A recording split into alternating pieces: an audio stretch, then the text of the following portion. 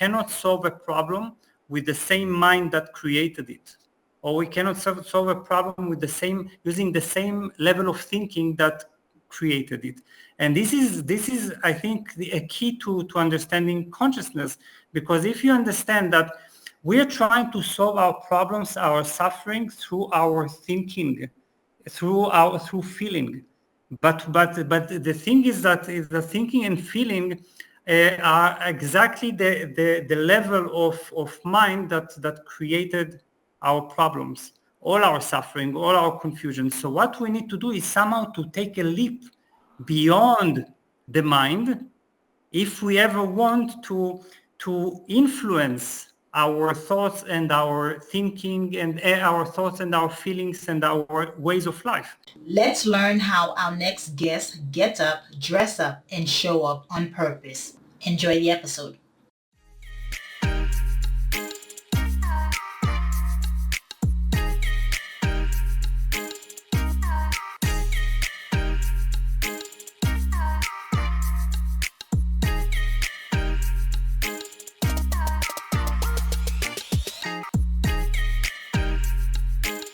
Hello, morning enthusiasts. Welcome to the Best Morning Routine Ever podcast. I am your host, Dr. Lunid. And today, I am elated because I have one of my favorite conversations about to happen right now with Dr. Shai Tubali. He is a philosopher and expert in expanded consciousness. PhD from the University of Leeds. He integrates Eastern and Western philosophy to explore the consciousness, how it works, how it drives us, how it kind of leads us as entrepreneurs and as individuals.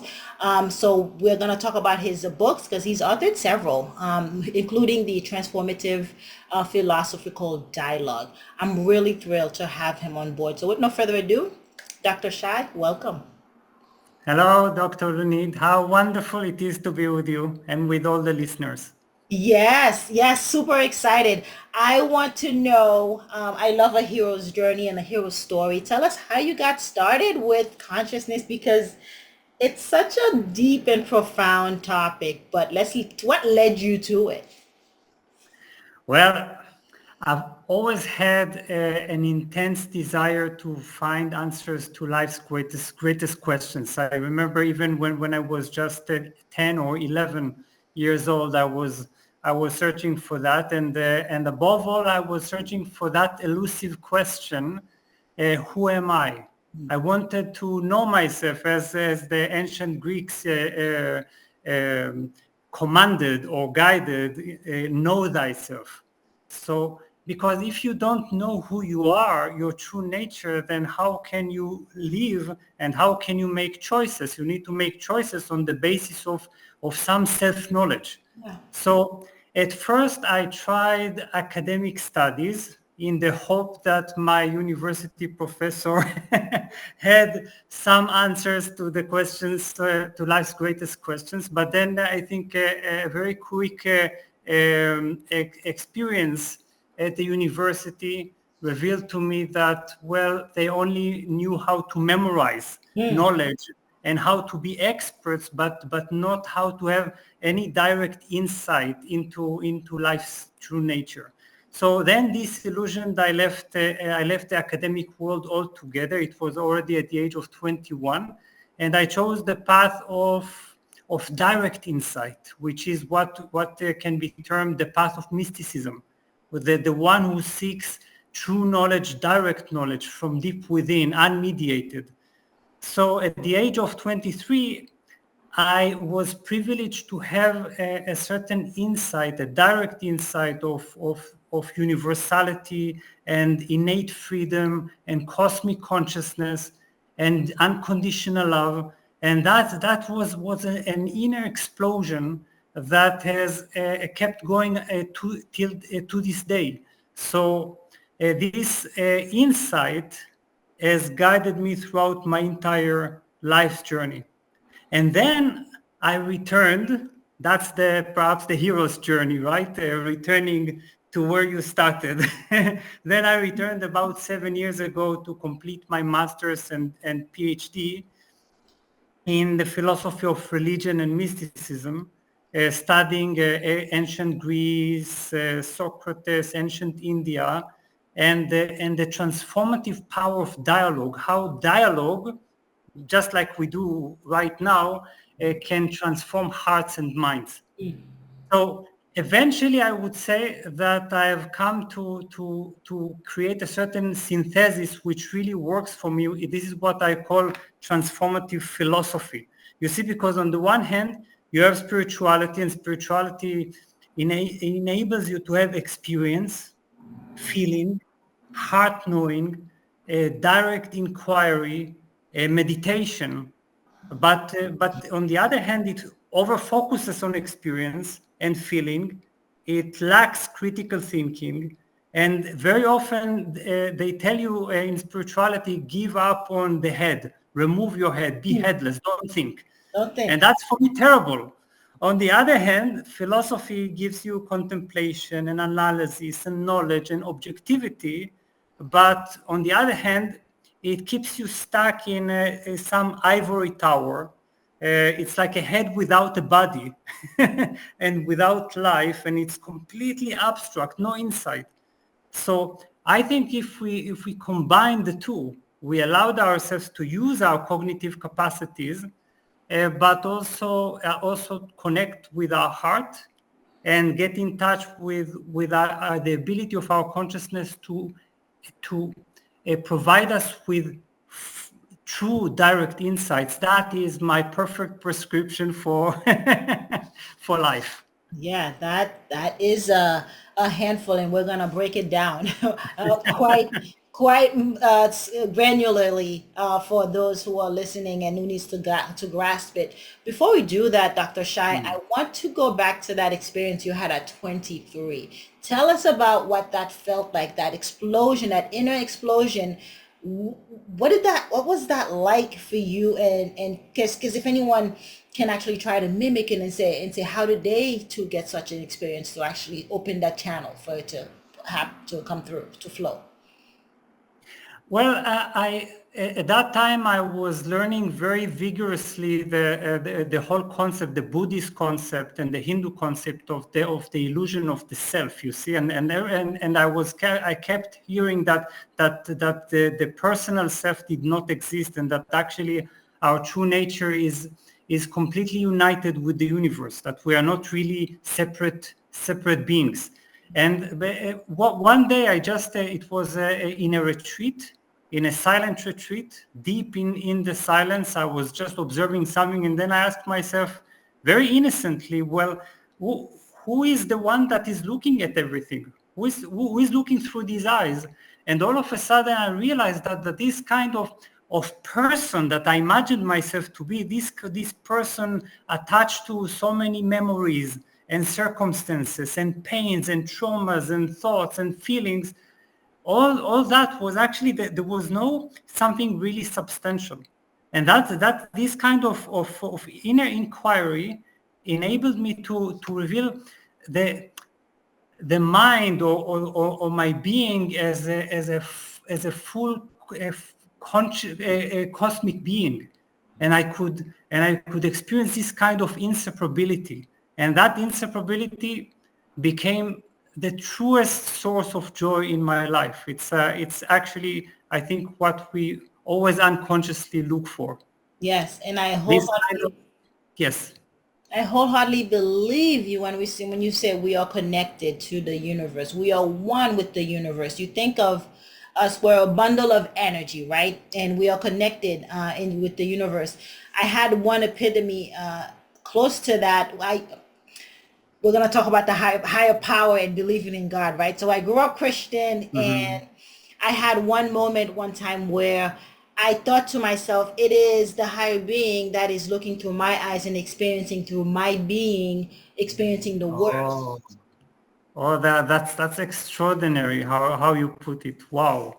Wow. Yes, this is exactly it, because from a deep mystical point of view, we are experienced by the divine. We are experiences of the divine. We are vessels, but there is just one experiencer that looks through all the eyes in the world. You see, Yes. I knew we were going to connect on this. Oh, yes. Yes. Let's talk about the consciousness and how you define it. And through your research, you've seen there's differences between the Western and the Eastern perspective. Let's talk about that. Right. Well, I think, sometimes when we hear the word consciousness, it sounds so elusive and transcendent and ungraspable, but it's actually the simplest thing in the world because everyone is right now conscious, right? We are not just alive, but we're also aware of the fact that we're alive. We're aware of our experiences, aware of our feelings.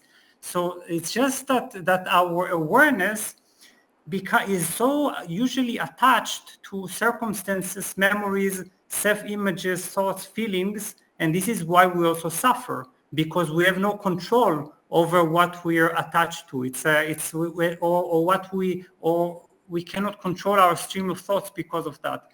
So the whole thing of consciousness, the science of consciousness, is how to separate this awareness, this consciousness that is always there from everything, from the stream of thoughts and emotions. This is what we learn in meditation. And this is what we actually understand. It can actually, consciousness or your awareness can be right now liberated as if it were a genie that is trapped in a bottle, you see. So it is a genie that can be extricated from this bottle and then expand infinitely. And that's the secret. This is what meditation is all about. But for that we have to realize that there is a certain gap between our mind, our awareness, and thoughts and emotions and memories and traumas, whatever. So now in the West, well, first of all, of course, it's overgeneralization, but in the West, consciousness is considered a huge problem that nobody knows how to explain. And still, because we live in a deeply materialistic society, the answer is always the same, or almost always the same, that consciousness is just created by the brain. It's just something that is produced by this meaty thing that we have over our shoulders, and that it completely depends on experience, on the senses. It is always awareness of something. It is not independent. It's just another thing in the world, like flowers and then hippos and and ceilings.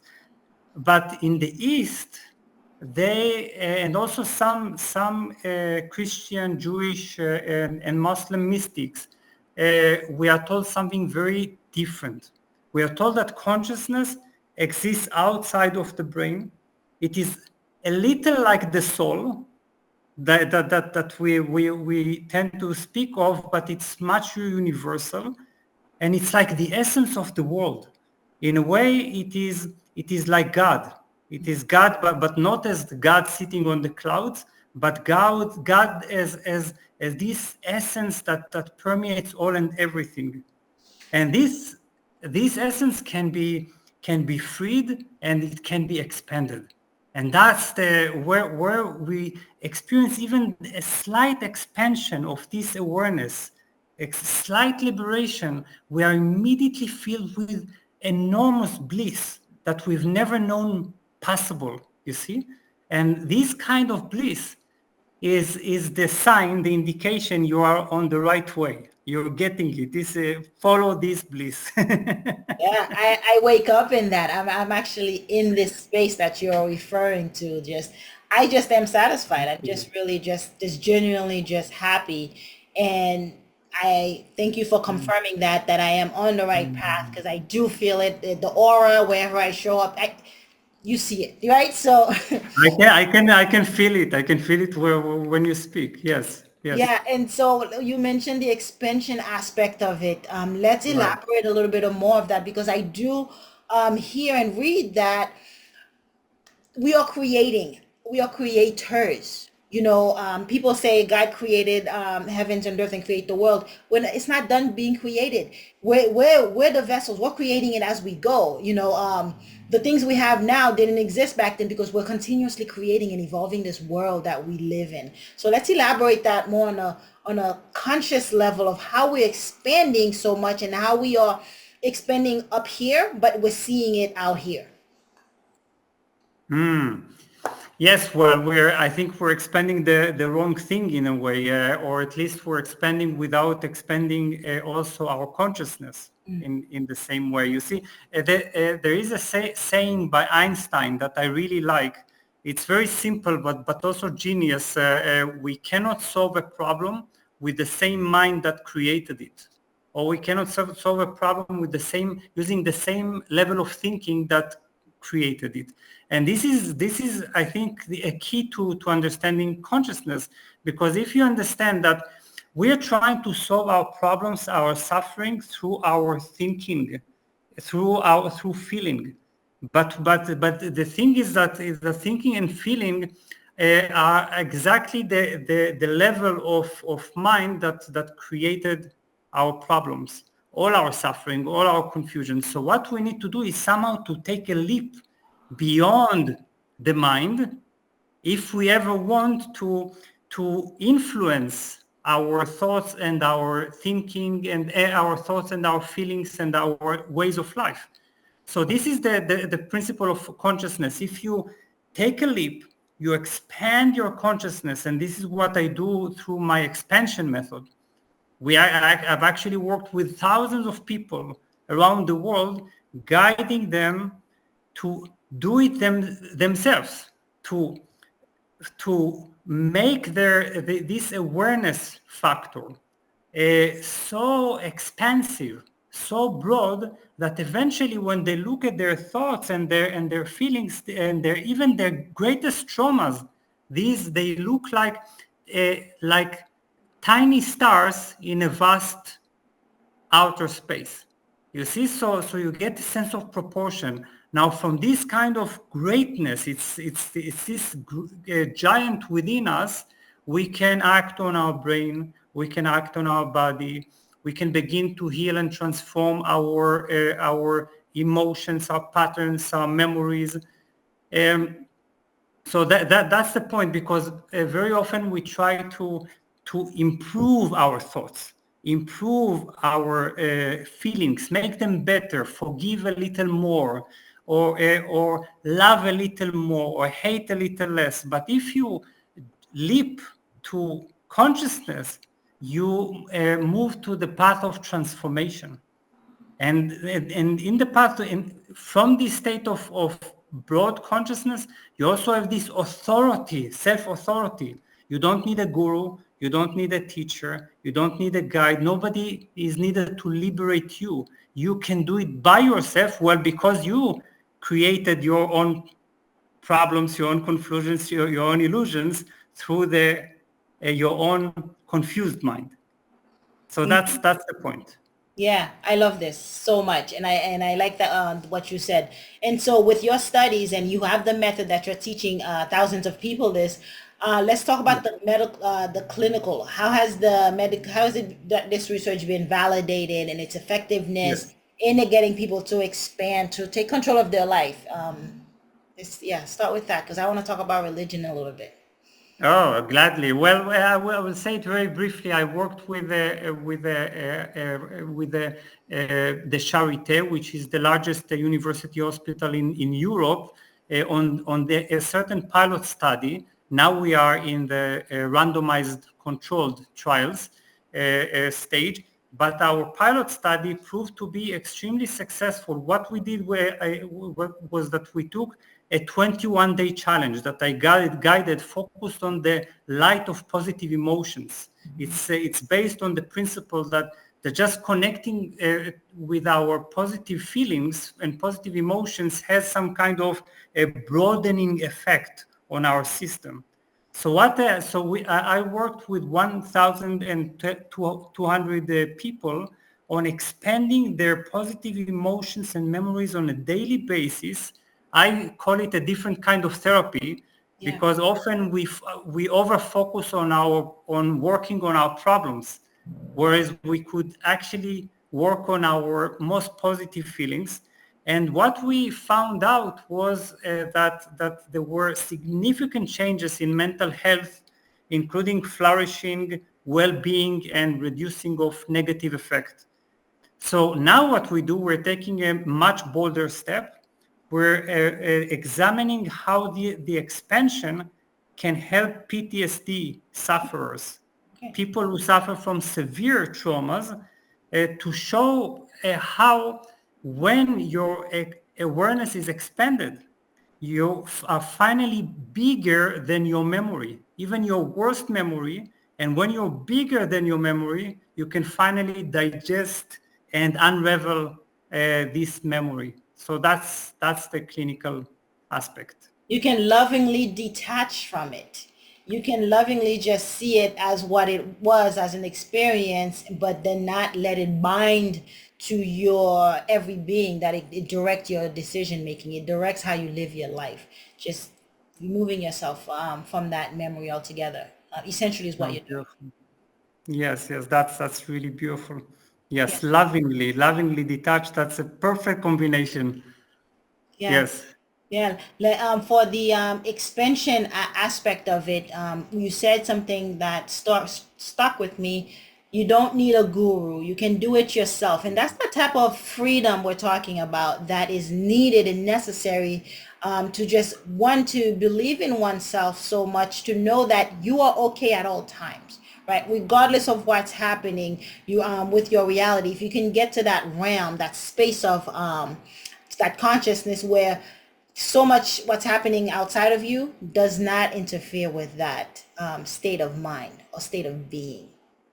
Exactly, exactly. This is what can be called our uncaused or unconditioned state.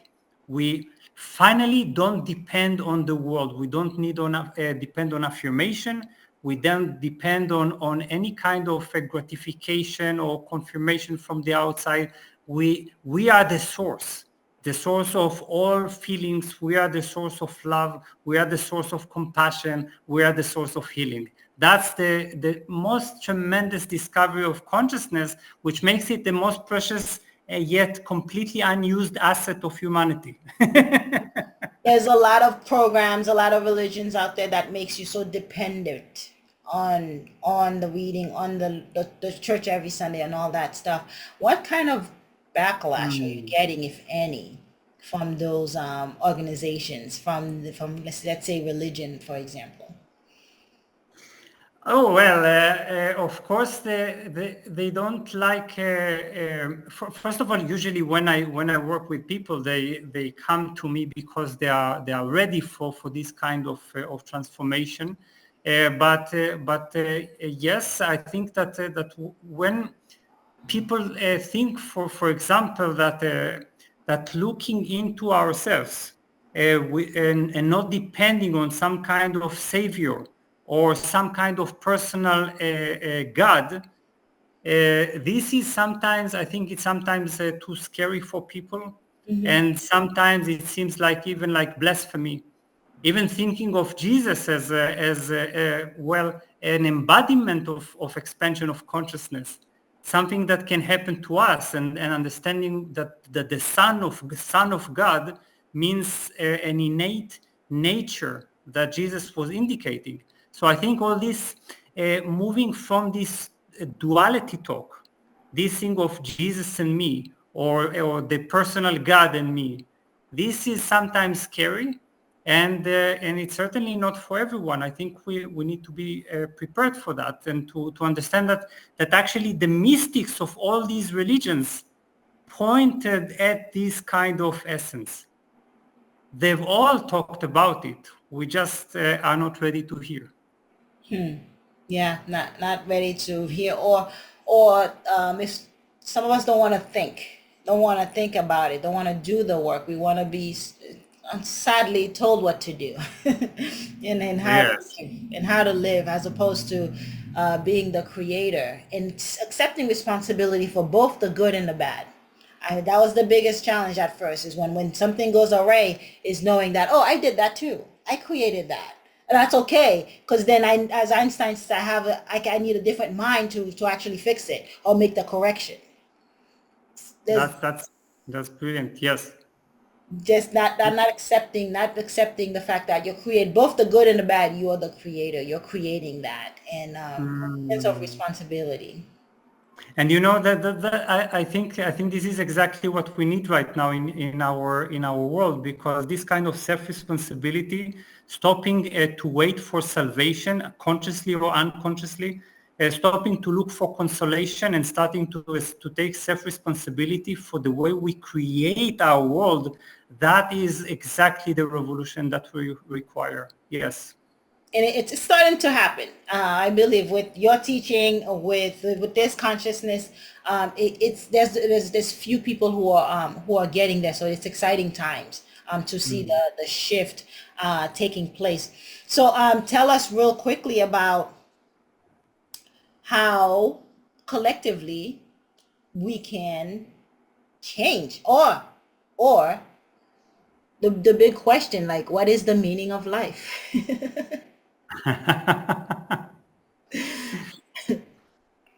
Well, what is the meaning of life? Well, I think I would say, first of all, collectively, um, we need to be able to awaken our consciousness, to awaken our awareness, because only with this can we experience self-responsibility, ourselves as a source, rather as a dependent, desperate beings looking for love, for confirmation, for consolation. So we need to awaken this kind of awareness, and this is why, well, this is all I do in life. You see, whenever I wake up in the morning, this is all I want to do, to imbue people with readers, listeners, with this kind of passion and love for transformation, because transformation is the message, is our new stage as humanity. If we do that, we can finally begin to direct our future consciously and create a future for the first time. Because I think right now our future is just, well, the result of an automatic choice that we're not even aware of. Yeah, we're on autopilot most of the time, because the brain is genius enough to put a lot of things, a lot like driving. It's automatic. It's on autopilot, right? Getting home. It's so we can learn more things, create more things. The brain is designed to put a lot of things in autopilot, and with habits, created habits. But there are things that we do need to say, no, let's actually become aware of that. Let's become conscious of what we're doing. Because Dr. Shai, I earnestly believe we're supposed to be having fun. We're supposed to do what we love. We're supposed to just be like, it's great. I'm satisfied. I'm very happy with all that is happening around me.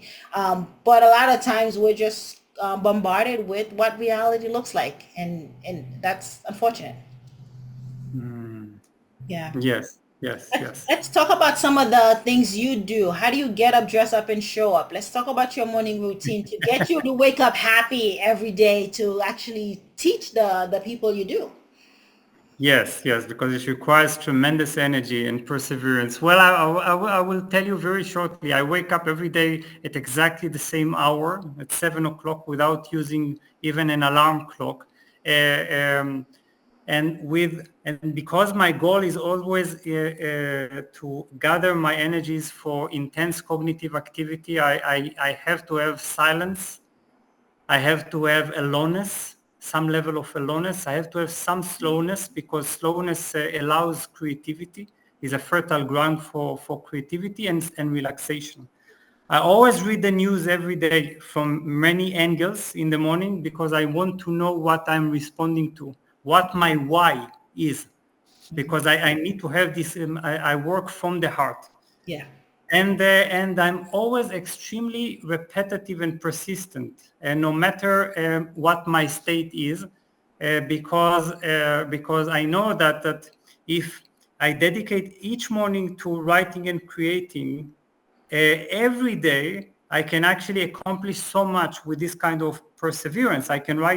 If I can write just 500 words every day, I can write 600 pages a year, which means at least 2 books.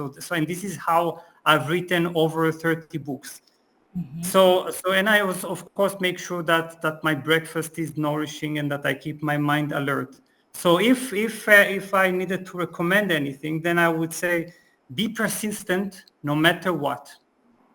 Don't be so self-forgiving using all kinds of excuses. If you repeat the same thing a few hours every day, you will be able to attain enormous goals. Try to maintain silence, to have enough silence, because silence is the foundation of all creativity.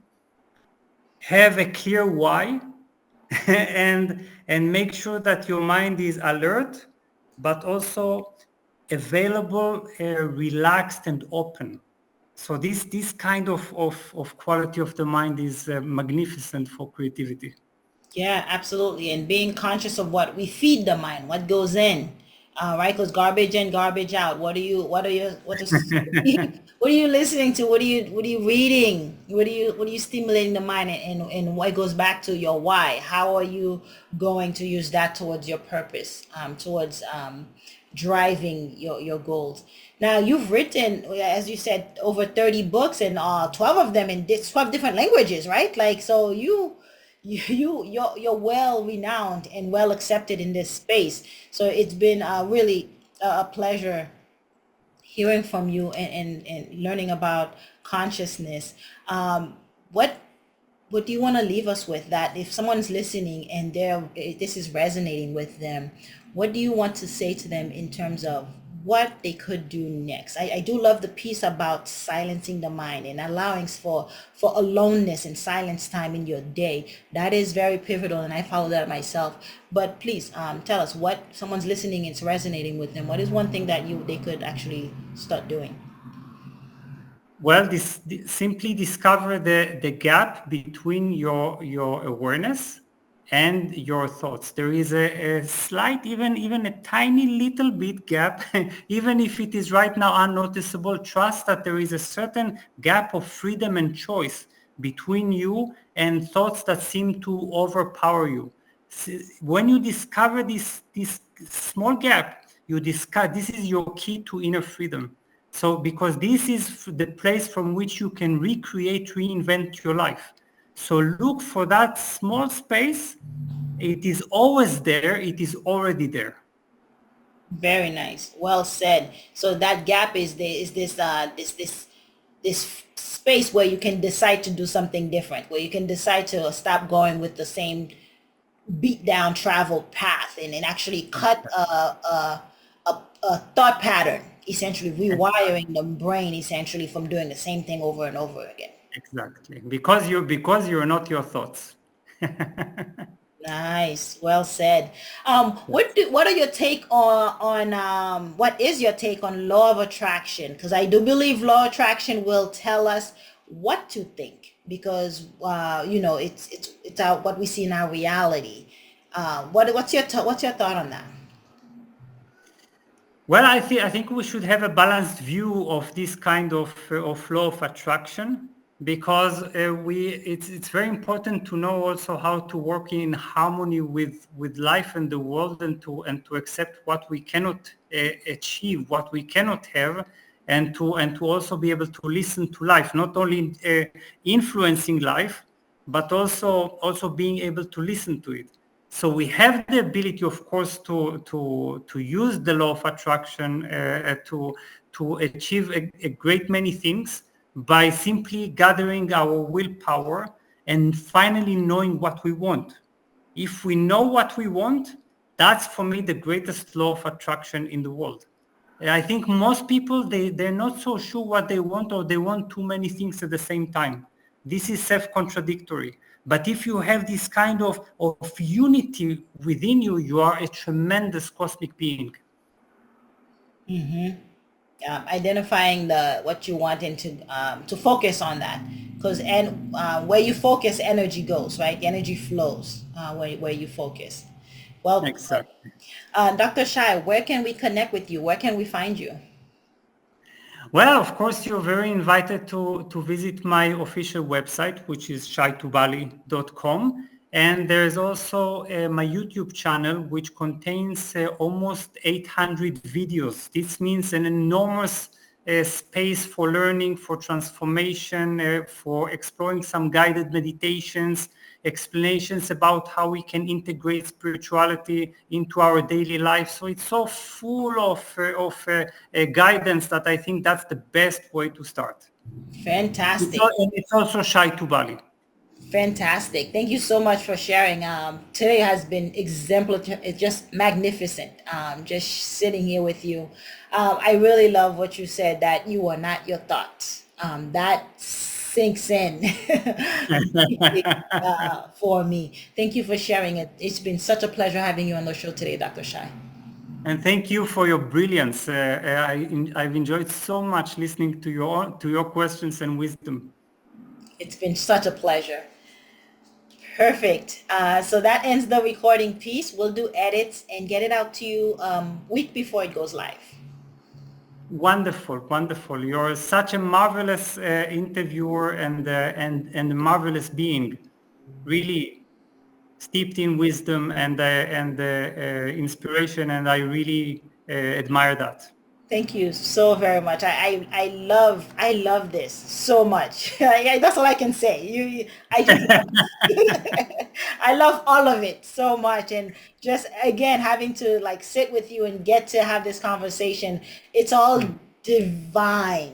Somehow it's all orchestrated divinely, and Mhm. it feeds both of us. And thank you for that. You for sharing that Right, with me. right, right. Okay, that's all. That's all I got. Wonderful. Enjoy the rest of your day. If you have questions, anything, please do reach out. But I have your headshot, I have your bio, and I also have your link. So all that will be added in the show notes. Perfect, perfect. Thank you Thank you so much. so much. Of course. Stay blessed. Bye. Goodbye. Hope you enjoyed today's episode.